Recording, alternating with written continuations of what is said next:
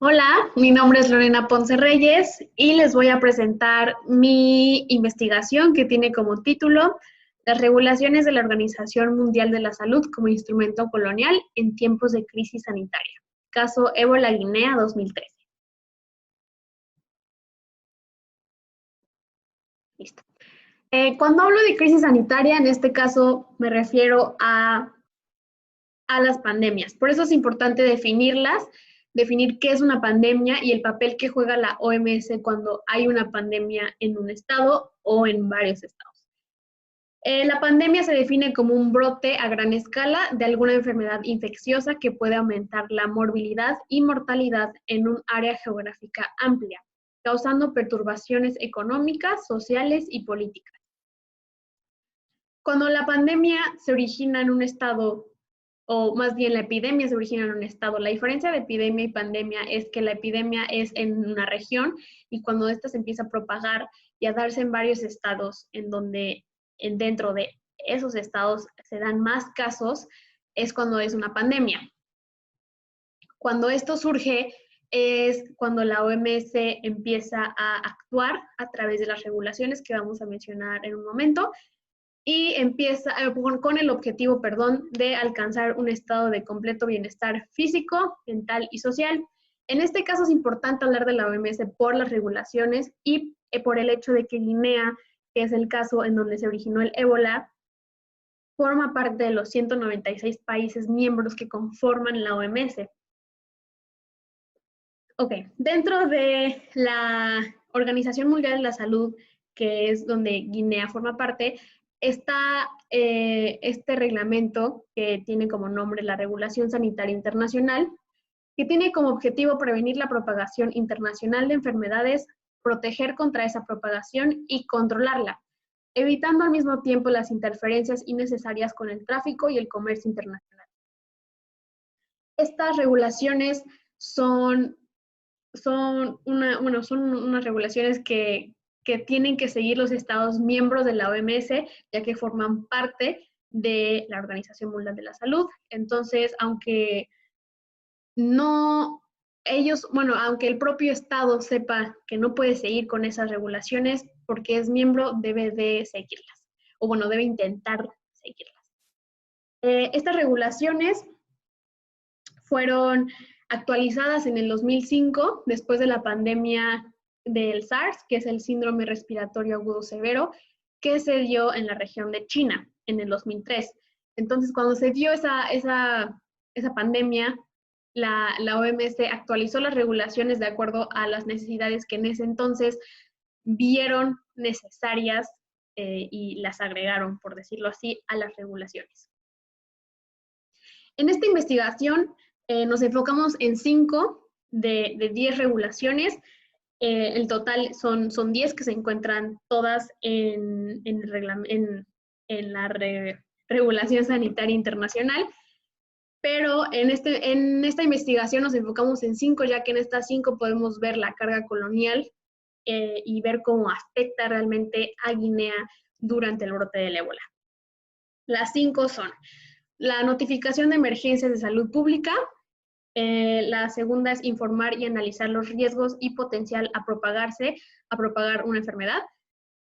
Número 3 es que la RSI compensará las pérdidas económicas. Esto es un poco cuestionable. Y bueno, la número 4 es que la OMS tiene la obligación de ayudar, evaluar y controlar los brotes epidemiológicos.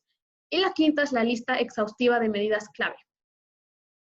Estas regulaciones son el enfoque primordial de la investigación, ya que con estas 5 vemos cómo Guinea realmente no puede cumplir con casi ninguna. El número 3, la compensación de pérdidas económicas es algo que no sucede. Guinea no puede notificar a la OMS cuando empiezan a surgir los casos del ébola dentro de la región, y es hasta que existe hasta que el estado de Guinea empieza a comunicarse con otros estados de algo está pasando, es cuando empiezan a ayudar. En el caso de Guinea 2013, hay un poco de debate de 2013-2014 y de repente en la presentación y en el trabajo vemos que dice 2013-2014. 2013 porque fue cuando empezó el brote epidémico. El brote epidémico, como dije anteriormente, se dio en la región de Guinea. Entonces, fue hasta el 2014 cuando se declaró la pandemia y cuando la OMS declaró la emergencia internacional, pero realmente el brote del ébola empezó en el 2013. Entonces surgió como epidemia y después se volvió una pandemia. La ayuda de organizaciones, en este caso, Guinea no tenía los instrumentos, la tecnología y el sistema de salud necesarios para identificar el virus del ébola. El análisis a través de la teoría en este caso es que la teoría en sí, el poscolonialismo y los estudios decoloniales argumentan que estos planes de desarrollo están conceptualizados a los países del norte y solamente, en este caso lo notamos porque solamente los países del norte tienen esa tecnología y pueden seguir con esos lineamientos o esas regulaciones de notificar, de poder informar y analizar rápidamente los riesgos, cosa que un país del sur no puede. Y es por eso que realmente de 2013 al 2014 pasaron casi 6 meses en donde Guinea no podía hacer nada y no podía cumplir con las regulaciones y como no las pudo cumplir, entonces fue cuando la OMS entra y dice, a ver, vamos a hacer esto, vamos a bloquear los puertos, vamos a cerrar fronteras y empezar a controlar el brote. También podemos notar que las regulaciones no reflejan la realidad política, económica y social de Guinea, ya que, pues sí, no toman en cuenta que el sistema de salud de Guinea no es el mismo que, por ejemplo, el Estados Unidos. Y por ende no cuenta con la tecnología ni siquiera de identificar que era el virus del ébola. Entonces aquí pongo la MSF porque fue la organización de Médicos Sin Fronteras que ayudó a Guinea a identificar primero qué era el virus y ya cuando supieron, entonces ya supieron que era un virus muy grande y muy importante y bueno, sí, muy grave. Y fue cuando ya pudieron notificarle a la OMS y decir, tenemos el ébola aquí, hay que hacer algo. La OMS obviamente interviene y el efecto que tiene la intervención, y cuando me refiero a intervención es como, entre comillas, las sugerencias que les da la OMS a Guinea.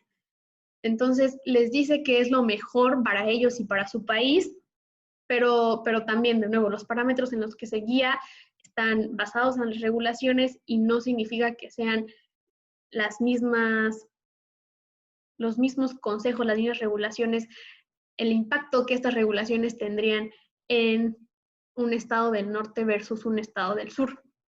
Por eso el impacto económico es mucho mayor en Guinea en este caso, ya que Guinea de por sí es uno de los países más pobres del mundo y cuando surge el ébola, lo deja en peores condiciones. Todo esto nos lleva a la pregunta de investigación: ¿por qué las regulaciones de la Organización Mundial de la Salud privilegian a los países del norte global y afectan a los países del sur global cuando la mayoría de las pandemias se originan en el sur global? Aquí, cuando digo privilegian, es que los países del norte pueden seguir con las regulaciones y por ende la OMS no va a intervenir o no les va a dar estas sugerencias de deberían hacer esto como última medida de seguridad. Entonces, cosa que con los países del sur no pueden, ellos no tienen esa libertad de escoger y sí, quiero hacer esto, puedo hacer esto. Pues no, la verdad, el país del sur debería atacar el problema desde antes para que entonces no los afecte a tal magnitud en donde ya no tienen la libertad de escoger si quiero hacer esto o quiero hacer esto. La pregunta nos lleva a la hipótesis y la subhipótesis. La hipótesis es que las regulaciones están creadas bajo los parámetros del norte global, protegiendo a dichos estados y dañando económicamente a los del sur global. La subhipótesis dice que la actualización de las regulaciones sería lo mejor para la OMS y para los países del sur global, porque así incluye las situaciones de salud y económicas de los países del sur global y la capacidad de estos estados para responder ante aquellos brotes epidemiológicos. En este caso, Guinea pudo haber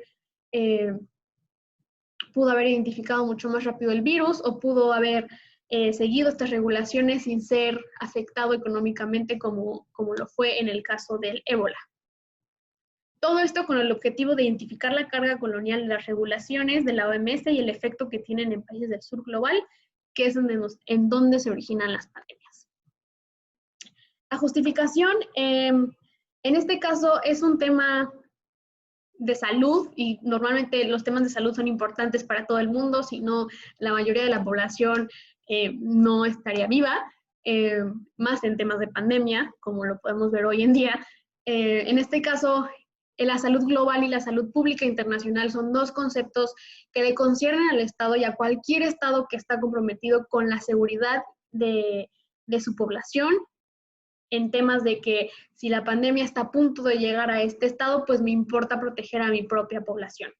Y aquí pongo con la comunidad internacional, y a esto me refiero que si yo tengo buenas relaciones con mi país, con mi estado o país vecino, pues obviamente me importa protegerme a mí mismo para que no le llegue al estado que está junto a mí. Y es importante atacar el problema desde la raíz. En este caso me refiero a que los países del norte no son los únicos que deben beneficiarse, y esto me refiero que no son los únicos que deben seguir o poder seguir estas regulaciones, sino todos los países deberían poder seguirlas. En este caso es importante que los países del sur puedan seguirlas, porque es ahí donde se origina el problema, y por eso nos ayuda la teoría postcolonial, porque nos ayuda a ver esta diferencia norte-sur, que es muy importante para poder crear las regulaciones bajo los estándares del sur global, que es donde los brotes epidémicos surgen y donde es ahí donde necesitan más ayuda. La metodología empleada en esta investigación es explicativa y se representa de manera cualitativa, ya que son datos no numéricos. Y se ocupa el método deductivo a la hora de razonar, explicar y reflexionar sobre el impacto que las regulaciones de la OMS tienen en los países del sur global, partiendo de lo general a lo particular. Lo general siendo la OMS y lo particular siendo el impacto que tienen en los estados en donde se originan las enfermedades. Por último, la estructura. La estructura lo dividimos en 4 capítulos. El primero habla sobre la teoría postcolonial. La división norte-sur, el otro, cómo el postcolonialismo y los estudios decoloniales argumentan estos planes de desarrollo que están conceptualizados en solamente el norte global. Entonces, ahí entramos en la teoría, qué es y cómo en este caso de Guinea nos ayuda. El capítulo 2 habla sobre la Organización Mundial de la Salud. Ahí entramos específicamente en el RSI, las regulaciones sanitarias internacionales, cómo es que su actualización se llevó a cabo en el 2005, qué países estuvieron involucrados en esa actualización, que la mayoría son del norte global, y cómo han impactado a las pandemias que se dieron después del 2005. En el capítulo 3 hablamos de la pandemia del ébola en Guinea. Aquí realmente hablamos sobre cómo surgió la epidemia dentro de Guinea, qué organizaciones intervinieron, el efecto de la OMS y cómo las regulaciones en sí impactaron a Guinea. Y por último, en el capítulo 4, hablamos sobre la actualización de las regulaciones, y en esta actualización nos damos cuenta que, más bien, tomamos en cuenta las necesidades del sur global, lo que el sur global le gustaría que tomaran en cuenta para que ellos mismos pudieran seguir las regulaciones. Entonces aquí ese es el enfoque que se le da para que puedan ser mucho más exitosos al seguir las regulaciones y no verse impactados negativamente. Gracias.